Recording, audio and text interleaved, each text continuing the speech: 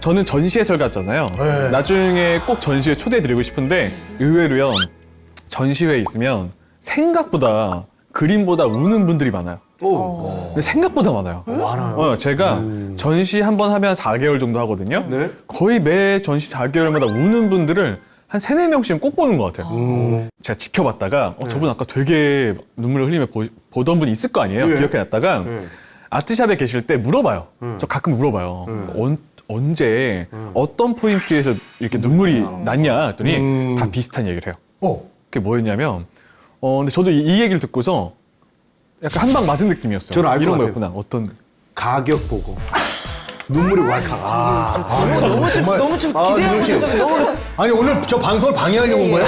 감동을 와장창. 예. 역시 혹시라도 들으면 저도 눈물이 날까봐 예. 일단 밑밥을 쫙 깔아놨습니다. 네, 어떤 거죠? 그게 왜 뭐냐면 울까요? 막 너무 아름다운 그림을 보고 우는 게 아니더라고요.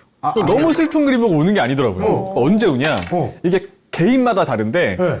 사실 걱정이 없는 사람이 없잖아요. 다 고민이 있고 여기 다 방송 나오셨지만 다 개인 사정이 있고 개인 고민이 있고 어떤 걱정은 또 말로 해서 풀리지만 해결되지 않는 걱정도 있잖아요. 그러니까 내가 이런 고민과 걱정이 있는데 혼자서 끙끙 앓고 있었던 거예요. 네. 근데 오늘 이 전시에 왔는데 이 화가가 나와 같은 상황인 거예요. 나와 같은 상황에 있을 때의 그림을 딱 보니까 갑자기 위로받는 느낌이 들었대요. 야, 위로구나. 위로네. 위로. 맞아요. 그런 걸 느끼면 그런 분들은 전시 계속 와요. 한번 눈물을 흘리거나 이 교감이 되면 네. 전 그런 작품을 만나는 것도 행운이라고 생각해요. 저는 사실 뭐 지금 우리 저 작가님께서 우리 도순특께서 아는 만큼 감동받는다고 그랬잖아요. 그래서 제가 지난번에 강의를 듣고 딱 모네만큼만 감동을 받았습니다. 아, 네. 무슨 말인지 아시죠? 네. 오늘은 어떤 강의를 해주실 거죠? 네, 저번 시간에 너무 재밌게 들어주셔가지고 예. 오늘도 그 재미를 또 충족시켜줘야 되는데 어떤 화가를 할까 하다가 빈센트 반 고흐 얘기를 가져왔습니다. 제가 제일 좋아하는 우리 또 아, 화가 아니겠습니까? 아까 또 이렇게 반 고흐 얘기를 하시더라고요. 네. 해바라기 네. 얘기도 하고. 그래서 오늘 반 고흐의 인생에 대해서 쭉 따라가보는 시간이 될 것 같아요. 그래서 가장 포인트 되는 이야기들을 넣어왔습니다. 부제는 이렇게 지어봤어요. 가장 밝게 빛나는 열정의 화가. 모네가 바람을 그린 화가였다면, 그 빛을 그린 화가였다면, 예. 빛을 그린 반 고흐는 또 별이잖아요. 별. 그래서 별이죠. 가장 밝게 빛났던 화가가 아닐까라고 생각을 합니다. 그의 삶은 근데 빛나지 않았잖아요. 그쵸. 그 얘기를 또 할 거예요. 약간 어떻게 보면 정말 인간적으로 접근했을 때 되게 안타깝기도 하고 좀 슬픈 얘기가 많은 화가고 그런데 또 유명세에 비해서 잘 아는 분들은 별로 없어요. 그래요? 네. 저 유일하게 아는 분인데요? 의외로 딱 이름 정도는 알죠. 그래서 가장 유명한 얘기 제가 몇 개 해드릴 거예요. 예. 자, 이렇게 생겼습니다. 자화상은 많이 보는데 사진 또 보는 사람이 별로 없어요. 없어요. 여기서부터 거리감이 생기는 거거든요. 반 고흐는 사진을 굉장히 혐오했던 화가 중에 한 명이에요. 사진을 싫어했대요. 그래서 이 시기에 같은 시기에 활동했던 화가들은 사진이 많은 반면에 고흐는 극히 드물어요. 굉장히 희귀한 사진이에요. 근데 왜 사진 찍히는 게 싫어했냐? 몇 가지 이유가 있는데 예. 그 중에 하나는 당시가 어떤 상황이냐면 현대미술 많이 들어보셨죠? 네. 현대미술 하면은 의외로 현대미술의 공통점이 뭘 것 같으세요? 현대미술을 보는 사람들이 비슷한 반응을 보일 때가 있어요. 추상화처럼 못 맞아요. 보여지나? 그게 뭐냐면 쉽게 얘기해서 이런 말을 제가 많이 들어요. 이건 나도 하겠다. 사실 그렇잖아요. 약간 점 찍혀 있고 막 나도 하겠다 하잖아요. 네. 근데 그 현대미술, 미술이 어려워진 게 언제부터였을까요? 원래 미술은 눈에 보이는 대로 그렸어요. 재현해서 다 알아볼 수 있게 그렸는데 언젠가부터 어려워져요. 그 시작이 뭐였을 것 이 같아요? 사진기. 맞아요. 딱 맞추셨어요. 맞았어요. 사진이 등장하면서 네. 재현의 영역을 뺏기게 된 거야. 그렇죠. 그때부터 화가들은 사진기가 싸워야 되는 대상이었던 거야. 그래서 고흐도요. 사진이 그림의 역할을 대신하는 걸 굉장히 혐오했어요. 싫어했고 찍히는 것도 싫어했던 거예요. 그런 이유에서. 굉장히 희귀한 사진인데 아시겠지만 단명했죠. 37회 세상을 떠납니다. 아이고. 자, 그래서 자화상은 많이 보셨지만 오늘 이야기 듣기 전에 사진 보여드리고 싶었어요. 자, 그러면 반 고흐 했을 때 유명한 얘기들 몇 개 해드릴게요. 네네. 첫 번째 아까 잠깐 얘기하셨지만 이 정도는 알아요. 스스로 자기 귀를 자른 예. 이렇게 좀 자화상. 약간 좀 정신이 이상했던 화가 이런 거 유명하잖아요. 또 하나 알려드릴게요. 지금은 많이 알려졌는데 반 고흐가 생전에 그림을 몇 점 팔았을까요? 생전에요? 생전에 한 점. 한두 점? 맞아요. 딱 한 점 팔았어요. 와, 진짜. 그 한 점이 팔렸는데 또 그 한 점이 뭐가 팔렸는지는 몰라요.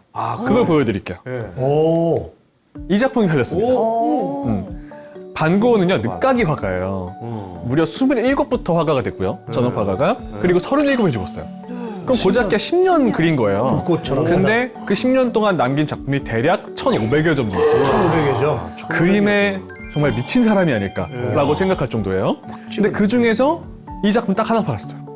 붉은 포도밭. 맞아요. 산 사람이 누구냐? 인상주의 화가였던 여성 화가예요. 안나 보쉬라는 사람이 샀습니다. 근데 흥미로운 건 뭐냐면 예. 당시 고흐의 2달치 생활비였대요. 샀는데 뭐가 흥미롭냐면 네. 그렇게 좋아서 산 건 아니었대요. 어? 그건 왜 신분이 조금 있어가지고 친분이 너무 신분 안타까워서 사줬답니다. 불쌍해서. 네, 약간 그런 게 있었던 거예요. 자유상하네. 네, 근데 진짜. 친하니까. 네, 고흐가 얼마나 유명한지 안나 보쉬라는 사람은요. 그림은 안 유명해도 고흐의 그림을 생전에 산 사람으로 또 유명해졌어요. 아, 그렇네요. 너무 웃긴 아, 상황이죠. 그림을 산 사람으로? 네, 산 사람으로. 한 명밖에 없으니까. 고흐는 이 그림에 대해서 이렇게 말했어요. 비가 내린 뒤에 석양이 땅을 보라색으로 바꾸고 네. 포도잎을 와인처럼 붉게 물들일 때 그린 것이다. 지금 보면 되게 예쁘잖아요. 네. 당시에는 이 그림들이 이해받지 못했어요. 붓터치부터 저런 노동자들을 그리는 주제까지도. 네. 자, 한 점 팔았어요. 또 하나. 또 유명한 얘기 해드릴게요. 약간은 좀 흥미 위주로. 네? 고흐의 한때 최고가였어요. 가시에 박사의 초상이라는 작품이 일본에서 1990년에 한화 약 930억이 팔렸습니다. 930억. 하나로 90년도에 어마어마한 가격. 30년 전에. 네, 그죠? 한때 고 최고가였어요. 제가 알기로는 지금 반고 해바라기가 1,000억이 넘은 걸로 알고 있어요. 근데 그죠? 90년도로 생각했을 때 어마어마한 가격이죠. 그렇죠. 누가 샀냐면 일본의 제지회사 회장인 예. 사이토 료에이 회장이 샀습니다. 아. 네, 샀는데 이 얘기가 한때 난리였어요. 왜냐하면 비싸서 난리가 난 게 아니에요. 네. 혹시 그런 말 들어보셨나요? 그림도 주인을 잘 만나야 돼요. 잘 만나야 돼요. 네. 안타까운 그림도 있거든요. 네. 자, 무슨 일이 있었냐? 네. 여기까지는 좋았어요. 샀다. 최고가다. 근데 사이토 료에이 회장이 건강이 안 좋아진 거예요. 사자마자. 그 이후에 가지고 사고 있다가 나서. 혼자 가지고 있었는데 예. 유언을 남깁니다. 유언에 뭐라 적혀 있었냐? 네. 내가 죽으면 빈센트 반 고의 가시에 박사의 초상과 르누아르 작품을 나와 같이 화장해달라 그랬어요. 야, 이거 안 돼. 아이고. 이거 싫어합니다, 여러분. 진짜요? 싫어요. 무슨 저 이거 옛날 무슨 저 아니 옛날 무슨 순장제도도 아니고. 그럴까. 싫어합니다. 그래서 미술계가 난리가 났어요. 그래. 아니 근데 이게 도덕적으로 문제인 거 법적으로 문제가 안 되거든요. 그렇죠. 아니, 내 건데. 그래서 아유 사이토 회장님 난리가 난 거예요. 전 세계 미술계에서 그래도 이건 아니지 않냐. 네. 근데 한동안 사이토 료에이 회장이 세상을 떠나고 네. 행방불명된 거 그림이. 존재를 모르는 거야 아무도 어디 있는지. 네. 그래서 같이 태운 거 아니냐. 난리가 났었는데 몇 년 뒤에 세상에 나와요. 아이고. 그래서 실제로 화장을 하려 했는데 비난이 너무 거세서 도저히 하지 못했대요. 네, 그래서 다행히 남아 있어요. 진짜로. 지금 남아 있습니다. 다행히. 그래요? 다행이네요. 네, 그래서 이 사건이 한때 막 뉴스에 나오면서 또 반고 그림이 유명해졌었죠. 자, 이렇게 좀 휘발성이 강한 얘기들 봤는데, 그러니까 우리는 보통 이런 것만 기억하는 거예요. 뭐 귀를 잘랐다, 한 점 팔았다, 뭐 최고가 이런 것만 기억하는데 사실 반고 인생 잘 몰라요. 그 얘기를 좀 해볼 겁니다. 제일 큼직큼직한 것들로. 자, 아까 사진 봤잖아요. 네. 이번에는 고향집을 볼 거예요. 네덜란드 사람이죠. 네. 브라반트의 생가. 자, 저 집들 중에서 중간에 있는 작은 집이 반고흐가 유년기를 보내게 되는 집이에요. 아 그렇구나. 네. 그러면 고향집을 봤으니까 여기가 지금은 박물관처럼 쓰이고 있어요. 네. 워낙 유명해져서 네. 반고흐는 재밌는 게 반고흐가 살았던 곳은 다 지금 박물관 아닌 미술관인 거예요. 그렇죠. 전 세계 사람들이 다 가니까. 네. 자, 이 두 사람이 부모님입니다. 왼쪽 아버지, 오른쪽 어머니죠. 어머니이시고. 아버지의 직업은 목사였어요. 목사시고. 어머니는 무명 화가였습니다. 오. 네, 그래서 반고의 재능은 어머니한테 온 거예요. 어머니한테 오셨구나. 근데 어머니한테 왔어. 우리가 반고를 얘기할 때 이걸 꼭 기억하셔야 돼요. 생전에 증언들이 있을 거 아니에요. 네. 어떤 사람이었다. 예. 이런 증언이 있어요. 애는 착하다. 애는 되게 착해. 착한데 뭔가 어릴 때부터 우울함이 있었고 가끔씩 발작을 일으켰대요. 그러니까 항상 애가 좀 우울해. 네. 그래서 사람들과의 관계를 잘 못 맺는 거예요. 이 우울함이 어디서 왔을까? 많은 학자들이 지적하는 게 있어요. 그게 뭐였냐면 반고가 태어나기 1년 전에 네. 죽은 형이 있어요. 자, 빈센트 반고죠. 죽은 형 이름이 뭐였을까요? 1년 전에. 빈센트. 빈센트였어요. 무슨 얘기냐?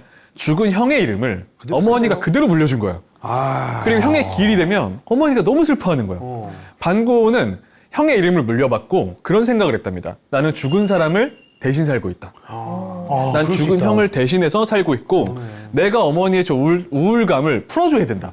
이런 강박관념이 있었다는 거예요. 왜 어릴 그렇게 때부터. 이름을. 네, 그래서 그때부터 반고는 계속 우울한 아이로 좀 기록이 돼요. 뭔가 슬퍼했고 발작이 있었고. 자, 하지만 반고가 그림을 그릴 수 있었던 이유 중에 하나는 동생이 있었기 때문이에요. 예, 동생이 아시죠? 테오 반고. 테오. 네. 반고가 언제 유명해졌을 것 같으세요? 태호하고 같이 죽고 나서. 맞아요. 사실은 그림을 잘 그려서 뜬 건 아니었어요. 물론 지금 보면 그림 예쁘죠. 잘 그렸지만 반고가 세계적으로 유명해진 건 동생 테오와 나눴던 편지가 세상에 공개되면서예요. 그랬더니 살아있을 때 그렇게 미치광이 취급받았는데 네. 편지를 봤더니 그게 약 700통이 되거든요. 애가 너무 순수한 거예요. 사람이. 그리고 너무 열정적이었고 아름다움을 보여주기 위해서 최선을 다한 화가였던 거예요. 그게 공개되면서 사랑받게 된 거예요. 자, 테오를 꼭 기억하셔야 됩니다. 태호. 그리고 그림에 재능이 있었던 사람이에요. 9살 때 작품이에요.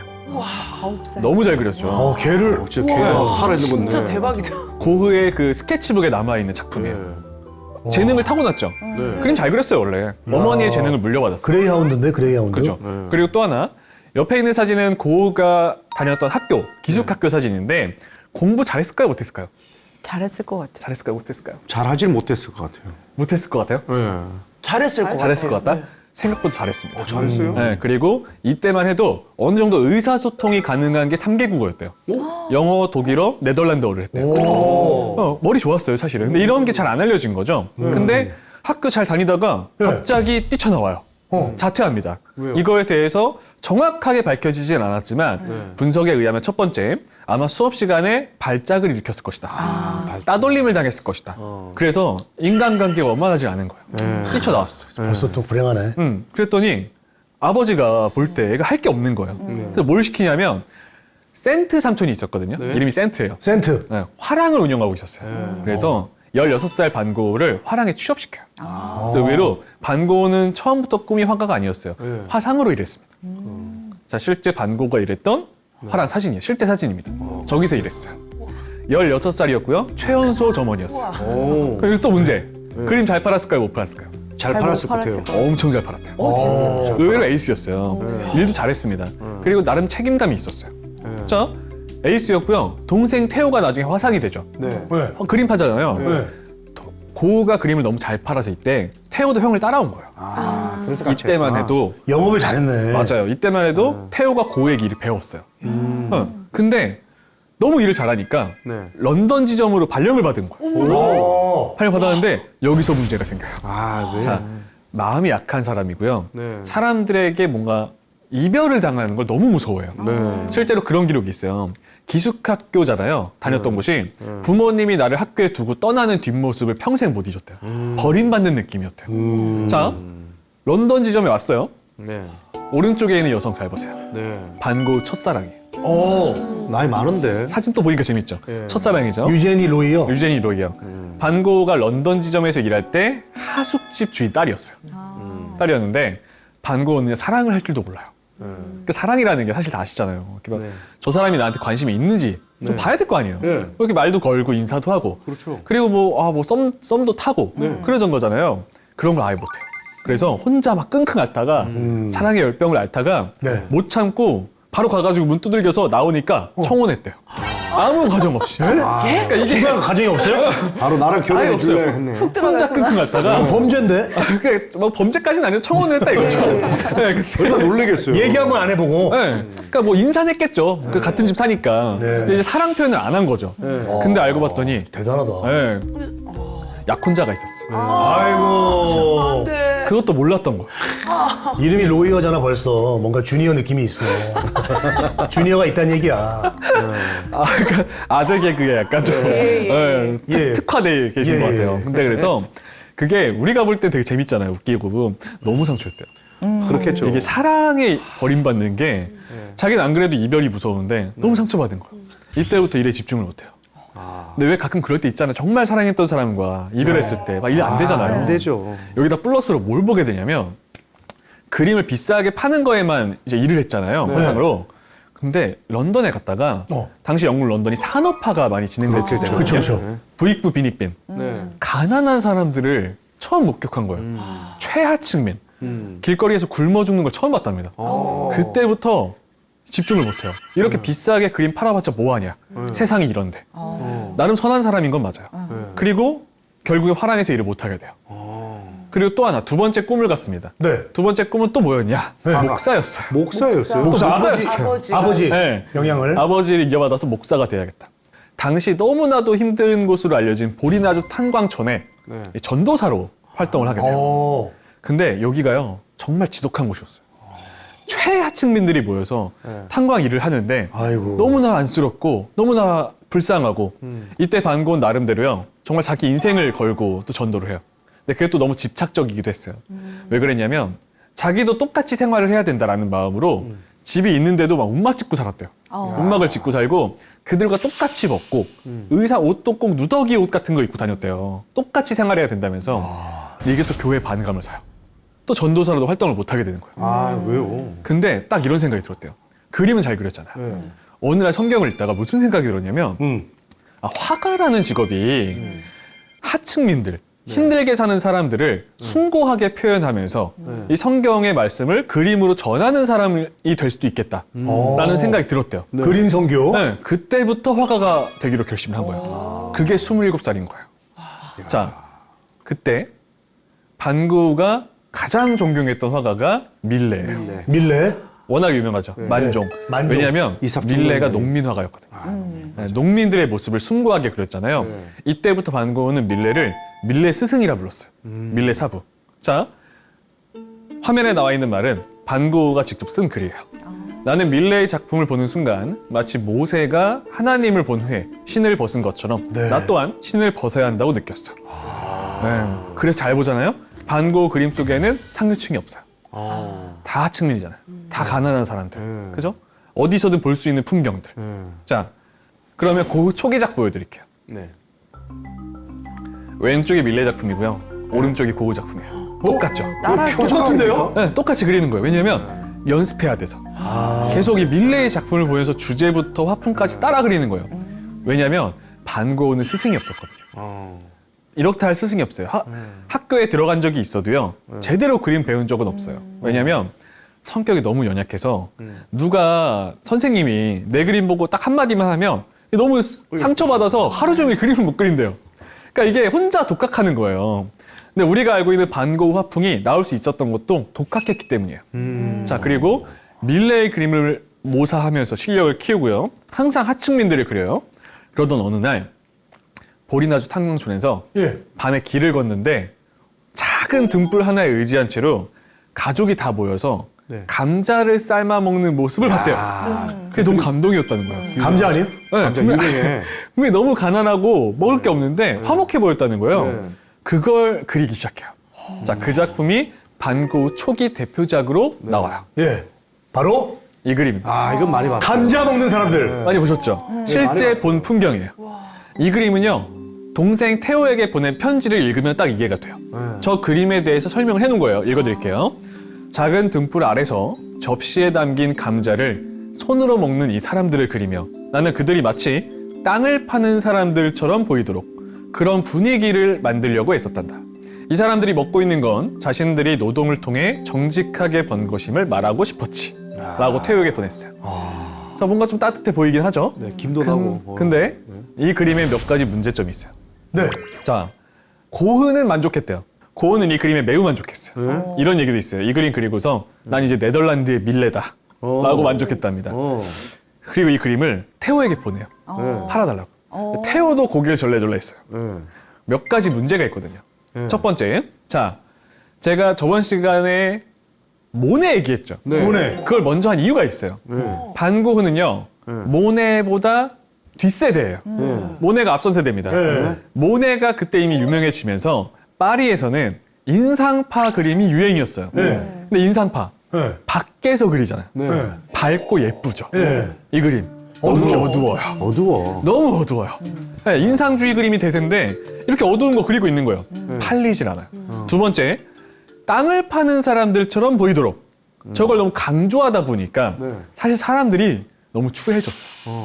맞아. 약간 정말 무슨 짐승같이 그려지기도 했고 너무 그걸 과장하다 보니까 네. 비율도 왜곡돼 있어요. 그러니까 이거는 사실 말하면 지금으로 치면 캐리커처예요. 그러니까 이게 사람들이 싫었던 거예요. 아. 왜 이렇게 못나게 그리냐, 가난한 사람이라 무시하냐, 너무 어둡다. 동생 태호가 걱정을 한 거예요. 형이 노력은 하는데 방향이 잘못 가고 있다. 아. 내가 있는 파리에 와서 요즘 유행하는 그림들을 보면 와라. 확실하게 바뀔 거다. 태호가 얘기해요. 네. 파리에 와라. 파리 와라. 그리고 반고우도 드디어 빨리. 파리에 가요. 가요? 네, 왔죠. 자, 파리 왔어요. 네. 그럼 이제 인상주의 그림 봐야 될 거 아니에요. 네. 그리고 처음부터 딱 가자마자 유행하는 그림들을 보는 거예요. 갤러리 다니면서. 네. 자, 저번 시간 기억나시죠? 아, 네. 인상주의 이런 거였잖아요. 네네네. 점 찍은 거 아닙니까? 딱 비교해보면 아시겠죠? 네. 이렇게 그려야 되는데 너무 어두운 거예요. 네. 자, 왼쪽에 있는 게 모네 작품이고요. 오른쪽에 있는 게 조르주 쇠라의 작품입니다. 기억하시죠? 왼쪽에 있는 게 인상주의고요. 네. 오른쪽에 있는 건 신인상주의. 네. 점묘법. 점으로 그려가지고. 점 찍어 그린 거죠. 네. 고은은 이 두 가지 그림, 이 인상주의와 신인상주의 그림을 계속 연구해요. 그리고 밝은 빛을 담기 시작해요. 변화됩니다. 그래서 확실히 화가들도 마찬가지예요. 자기만의 스타일이 중요하잖아요. 네. 뭐 정말 개그도 그럴 거고 나만의 스타일이 있어야 되잖아요. 맞습니다. 해설도 마찬가지고 네. 화가도 똑같아요. 내 개성이 있어야 돼요. 네. 그러려면 방법은 하나예요. 네.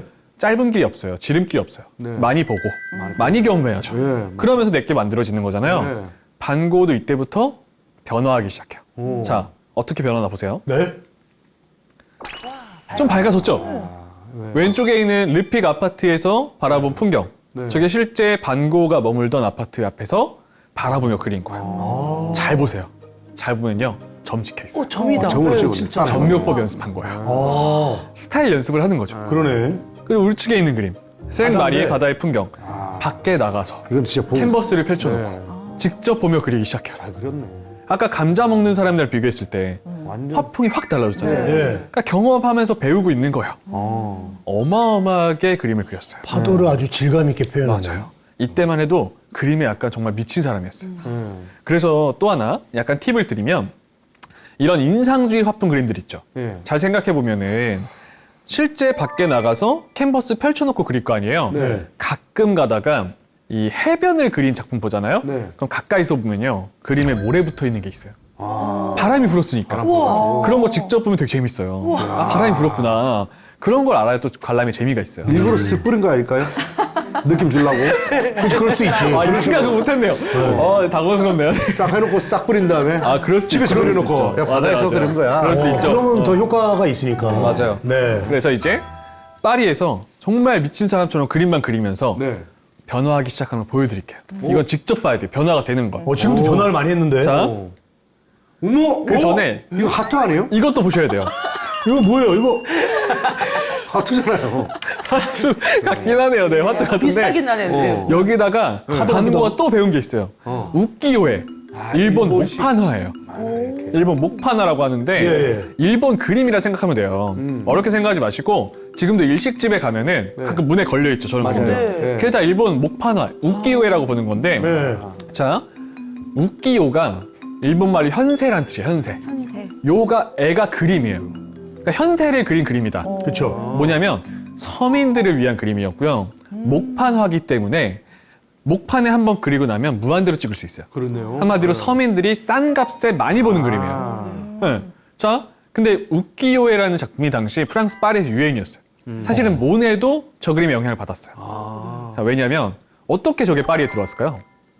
재밌는 얘기가 있어요. 실크로드를 타고. 아니에요. 의외의 상황이었어요.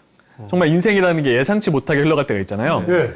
파리에 만국박람회라는 게 있어요. 네. 원래 그 에펠탑 아시죠? 에펠탑도 만국박람회 입구였어요. 그렇죠, 그렇죠. 만국박람회를 축하하기 위해 만든 거란 말이에요. 네. 만국박람회 때 일본이 참가를 한 거야. 근데 우키요에를 참가한 게 아니라 도자기를 출품한 거예요. 우리네 도자기를 알리겠다고. 근데 배 타고 왔을 거 아니에요. 그렇죠. 자꾸 파리에 도착하면 도자기가 깨져 있네? 해가 늘어가니까. 완충제 역할을 할 포장지가 필요했던 거예요. 네. 근데 웃기회가 싸잖아요. 예. 그러니까 보다 막 버려요, 사람들이. 그걸 다 주워와가지고 도자기를 포장했대요. 그리고 파리에 보냈는데 딱 왔더니 네. 파리에 있는 예술가들이 이게 너무 신선한 거예요. 그렇네요. 그림 버리려고 딱 펴봤는데 너무 신선한 그림이 있는 거예요. 예. 저 원색들, 색채. 두 번째가 예. 일본 웃기회는요. 그림에 명암이 거의 없다고 보셔야 돼요. 그림자 표현. 빛 때문에 밝고 어두워지는 부분. 세 번째, 형태가 단순해요. 그리고 원근법도 잘 안 지켜요. 고은은 여기서 힌트를 많이 얻어요. 그래서 재밌는 게 왼쪽에 있는 게 진짜 일본 작가 그림이고요. 오른쪽에 있는 게 고흐 그림이에요.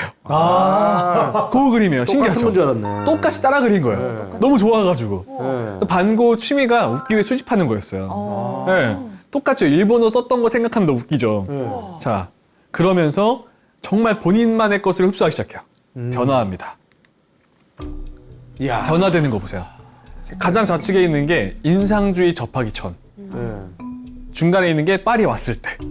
점점 밝아지죠. 밝아졌어요? 그리고 세 번째 마지막이 우측에 있는 게 우리가 알고 있는 반고 화풍이잖아요. 네. 뭘 보셔야 되냐면 붓터치가 쪼개지는 걸 보셔야 돼요. 네. 네. 짧게 치면서 나중에는 소용돌이 치는 것 같잖아요. 네. 이게 본인만의 화풍을 만든 거예요. 야. 이게 고작 2년 걸렸어요. 그죠, 이게 원래 엄청난 속도예요. 같은 사람인데 이렇게 같은 다르네. 사람인데 예. 자신만의 화풍을 2년 만에 만든 거예요. 이렇게 만들기 쉽지 않아요. 이거는 정말 피나는 노력이었던 거예요. 맞아요. 가끔 누가 그래요. 물론 반고가 술도 많이 마셨지만 뭐 술로 인해서 뭐 환각 보면서 자신만의 그림을 그렸다라고 하는데 요즘에 새롭게 밝혀지죠. 이거 순전히 자신의 노력이었다. 네. 자, 그리고 또 하나.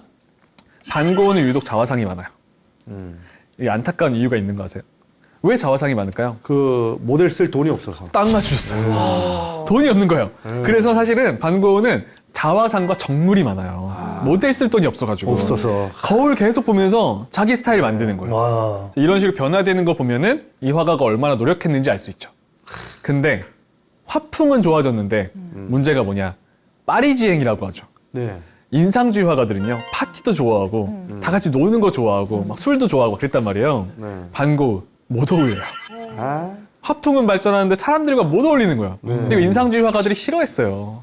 너 막 누더기처럼 다닌다. 볼품 없다. 자, 이게 반고의 심정이에요. 아, 해바라기였어. 파리를 떠나기 전에. 우리가 알고 있는 해바라기랑은 좀 다르죠. 다르네요. 그죠? 해바라기 보시면 뿌리가 잘려 있어요. 그리고 바닥에 내동댕이 쳐져 있죠. 네. 그리고 저 시든 거 보세요. 시들었어요. 다 시들어 있잖아요.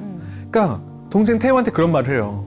여기 너무 볼 게 많고 너무 좋은데 사람들과 나랑 맞지 않다.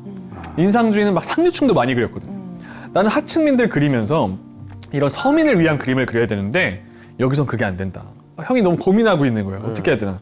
그때 반고흐가 새로운 곳을 찾아요. 태양이 아주 강렬하게 떠 있는 남프랑스 네. 아르리란 곳으로 가서 그림을 그려야겠다. 그곳에 가면 그 시골 마을에 가서 나만의 그림을 그릴 수 있겠다. 그리고 또 새로운 꿈이 있었어요. 화가들이 힘들잖아요. 당시 아까 일본 그림 보셨죠? 네. 당시만 해도 일본 작가들은 뭘 많이 했냐면 서로 그림을 그린 다음에 교환하고 그러니까 공동체처럼 사는 게 있었어요. 화가들끼리. 그걸 만들고 싶었던 거예요. 그래서 아르레 가서 예술가 공동체를 만들겠다. 나도 꿈을 꿔요. 네. 또 태우가 도와줘요. 네. 그래서 아르레 태우가 집도 얻어줘요. 아. 동생이 대단한 사람이에요. 그렇죠. 자, 여기 같죠? 많이 보셨죠? 노란 집. 아르레 노란 집. 저 네. 박물관으로 돼 있잖아요. 맞아요. 지금 실제로 벽이 노란색이에요. 노란 집. 벽돌이. 지금은 뭐 워낙에 유명한 장소가 돼서 반고흐 투어 같은 거 하면 다 가잖아요. 맞아요. 노란 집이고요. 자, 이곳에서 예술가 공동체를 꿈꿉니다. 자, 공동체. 저기서 다 같이 그림을 그려요. 네. 그리고 어떤 화가의 그림이 팔리면 그 수익을 쉐어하는 거예요. 같이 나눠요? 공생할 수 있게. 그래서 지금부터 공동체잖아요. 혼자 있으면 안 되잖아요. 예술가들에게 편지를 다 보내요. 다 같이 하자. 와서 그리자. 근데 다들 알아요. 반고흐 성격 피곤한 거. 다 거절해요. 그러니까 혼자 있는 거예요. 아이고. 근데 이때도 얼마나 대단한 게 뭐냐면 약 15개월 있었거든요. 네. 15개월 있었는데 유화만 200여 점이 나와요. 15개월 동안? 네, 유화만 200여 점이 나와요. 열정. 계속 그림만 그리는 계속 거예요. 그렸네. 그리는 거죠. 자, 저 그림 속에 반고흐가 지내던 집이 있어요. 어딜까요? 저 어딜 것 중간에. 같아요? 맞아요. 네. 초록색 창문이 있는 곳이 반고흐가 살던 곳이에요. 초록색? 네, 중간에. 요 앞에 중간에. 중간에? 네. 태호가 힘 많이 써줬죠. 형을 위해서 1, 2층으로 2층까지 얻어준 거예요. 태호가 정말 많이 태우가 노력했죠. 형 아니에요? 근데 되게 중요한 말 하셨어요. 네. 그래서 반고의 꿈이 뭐였을 것 같으세요? 꿈 중에 하나가 그림파라서 네. 나도 동생을 도와주는 거지. 도와줄 수 있게. 나도 동생한테 용돈 줘보고 싶고. 하여 얼마나 그게 그래요. 형제 애가 참 네. 그죠. 그래서 돈독했네요. 사실은 다음 시간에 2부도 할 거거든요. 네. 그때 보면요. 네. 고우가 나중에 목숨을 끊잖아요. 네. 그게 태호의 영향도 있어요. 그 미안함이 계속 쌓이고 있다고 생각하셔야 돼요. 아유. 형으로서 너무 미안한 거야. 동생한테 맨날 받고. 그렇지. 그러니까 언젠가 그림 팔아 잘 돼서 동생 도와주는 게 반고 꿈이었어요. 네. 근데 그게 안 되는 거예요. 못 팔았지. 네. 그리고 또 보시면 이 그림 속에 반고로 추정되는 인물이 있어요. 네. 저 있네요. 저 걸어가는 거. 딱 중간에 맞아요. 집 앞에, 집 앞에. 밀짚 모자 쓰고 있는 네. 사람. 네. 왜냐면 저 옆 건물로 가고 있잖아요. 네. 저 옆에가 식료품점이자 카페였거든요. 아. 저기 자주 갔어요. 그래서 요 시기에 밀짚 모자 쓴 사람으로 본인을 많이 그려요. 아. 자, 그리고 많이들 놓치시는데 저 그림 중간 우측을 보시면요. 네. 기차도 있어요. 네? 기차. 기차. 여기 있죠? 저게 기차예요? 저 우측에 증기를 막 내뿜고 있잖아요. 아, 그러네. 아, 지나가네 이거. 저거 타고 뭔가 온 있어. 거예요. 어? 저거 타고 고우가 온 거죠. 저 기차를 타고. 저런 부분 놓치더라고요. 좀 몰랐어요. 네, 맞아요. 잘 안 봐요. 이게 혼자서 잘 못 봐요. 야 말하는 만큼 보이네. 네, 맞아요. 정말 아는 만큼 보이고 제가 그때 얘기했었는데 그래서 그림 공부하는 걸 저 뭐라고 하냐면 내 눈에 화소를 높인다 그래요. 화소가 높아지는 거예요. 안 보이거든요, 그 전에. 안 보여. 알면 알수록 보여요. 야, 저 그림 그래 봐도 기차를 못 봤네. 그죠? 저 기차를 타고 나중에 이제 2부 때 얘기할 건데 네. 폴 고갱이라는 화가가 올 거예요. 그때부터 또 난리가 나죠. 그분도 저 기차 타고 옵니까? 저거 타고 오죠. 자, 저 증기기관차인데? 그죠? 이때 네. 태호한테 쓴 편지 몇 개 읽어드릴게요. 네. 네. 이렇게 얘기합니다. 나를 먹여 살리느라 너는 늘 가난하게 지냈겠지. 아이고. 네가 보내준 돈은 꼭 갚겠다. 안 되면 내 영혼을 주겠다. 아유, 이렇게요. 그럴 필요까지는. 그죠? 지금까지 내가 돈을 쓰는데 너는 불평한 적이 없지. 네가 너무 힘들다면 한 달이나 2주 내에 나에게 알려다. 나는 즉시 유화를 그만두고 경비가 덜 드는 소묘를 하도록 하마. 아휴. 라고 얘기할 정도였어요. 쓴 사람이나 받는 사람이나 맞아요. 참. 근데 저는 네. 그런 생각을 해요. 이 멘트에서 넣은 이유가 뭐냐면 반고는 과연 27살의 화가라는 직업을 선택하고 네. 37의 세상을 떠나는데 네. 자신의 인생을 불행하다고 생각했을까? 저는 아닌 것 같아요. 왜냐하면 이런 생각이 들더라고요. 사실 사람이 내 영혼을 바칠 만큼 좋은 직업을 찾아서 네. 정말 인생을 바칠 만큼 네. 하는 일을 찾는 사람이 몇이나 되겠냐. 그렇죠. 맞아. 전 정말 반고는 그림을 선택한 게 후회하진 않았을 것 같아요. 네. 정말 저도 이렇게 해설하는 일을 하지만 네. 내 영혼을 바칠 만한 일? 그런 일 찾는 사람이 극히 드물잖아요. 그래서 이런 내용 보면서 이 사람은 그래도 나중에 스스로 목숨을 끊지만 화가라는 직업을 후회하진 않았겠다 라는 생각이 드는 멘트였어요. 자, 그리고 이제 또 도움을 받아서 이때 반고우가 가장 에너지가 넘칠 때예요. 화풍도 완성됐고 네. 힘이 넘치죠. 그때 그림들 보면요 에너지가 넘쳐요. 대표작 하나 보여드릴게요. 이 작품이에요. 이거 처음 봤네. 처음 보시죠. 야, 이토록 진짜 강렬한 밝고 태양. 쨍하네. 경쾌하고. 맞아요. 에너지가 태호가 이때 넘치죠. 이제 돈을 줬을 때구나. 네. 돈도 받았고, 그죠? 입금됐을 자, 때. 잘 보시면 이 그림 제목이 씨 뿌리는 사람이에요. 씨 뿌리는 사람. 아까 우리 초창기 때. 처음 봤잖아요. 밀레 작품 그대로 또 주제를 가져가는 거예요. 느낌이 확 다르네. 근데 중요한 거는 맞아요. 자신만의 화풍이 생겼죠. 네. 밀레 주제를 따라하지만 내 화풍이 생긴 거예요. 네. 정말 그 차랑 움직이는 것 같은 끌어오는 붓터치. 그리고 반고는 노란색을 사랑했어요. 열정의 색이에요. 태양이 막 에너지 넘치게 뜨고 있잖아요. 네. 그리고 앞에서 씨를 뿌리죠. 네. 이렇게 생각하셔야 돼요. 저 태양 앞에서 씨를 뿌리는 사람은 반고 본인인 거예요. 아, 밀집성. 뭐. 새로운 꿈을 꾸면서 열정이 넘칠 때 그때 네. 자신을 표현한 게 이 그림이죠. 야. 자, 그리고 여기서 혼자 저렇게 대작들을 그리다가 드디어 편지가 와요. 네. 폴 고갱에게서. 폴 고갱. 네. 오는구나. 내가 가겠다. 아, 그리고 고갱. 네, 네. 폴 고갱에게서 전혀 예상치 못한 일들이 생깁니다. 자, 그 이야기는 다음 시간에 해드릴 거예요. 고갱. 다음 시간에. 고갱 어떡해요. 네, 이제 무슨 일이 생길지 다음 시간에 또 반고우의 그런 고갱과의 스토리와 마지막 네. 그리고 또 하나 반고우가 언제 유명해지는지까지 디테일하게 들려드리도록 할 겁니다. 아, 아쉽네. 또 반응이 너무 좋아가지고 예. 또 저도 빠져들어서 했네요. 네. 네, 다음에 또 뵙도록 하겠습니다.